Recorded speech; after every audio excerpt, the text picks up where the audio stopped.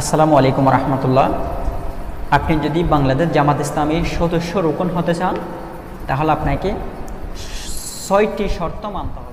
জামাত ইসলামীর গঠনতন্ত্র ৭ নম্বর দ্বারা উল্লেখ করা হয়েছে, দেশের যে কোনো সুস্থ বিবেক বুদ্ধি সম্পন্ন প্রাপ্তবয়স্ক নরনারী এই জামাতের সদস্য এবং রোকন হইতে পারিবেন যদি তিনি ১ নম্বর ব্যক্তিগত জীবনে ফরজ এবং ওয়াজিবসমূহ আদায় করতে হবে এবং কবিরা গুনাহ হইতে বিরত থাকতে হবে।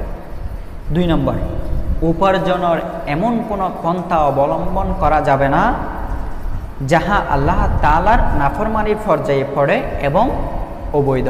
৩ নম্বর হারাম পথে অর্জিত হকদারের হক নষ্ট করা কোনো সম্পদ বা সম্পত্তি আপনার দখলে থাকিলে তাহা পরিত্যাগ করতে হবে এবং হকদারের হক ফেরত দিতে হবে।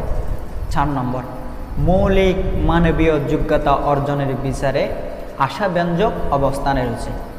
৫ নম্বর এমন কোনো পার্টি বা প্রতিষ্ঠানের সহিত সম্পর্ক রাখা যাবে না যাহার মূলনীতি উদ্দেশ্য ও লক্ষ্য ইসলামের ঈমান ও আকীদা এবং বাংলাদেশ জামাত ইসলামীর উদ্দেশ্য লক্ষ্য এবং কর্মনীতির পরিপন্থী। ৬ নম্বর জামাতের সাংগঠনিক দায়িত্বশীলগণের দৃষ্টিতে সদস্য রোকন হওয়ার যোগ্য বিবেচিত হইবেন।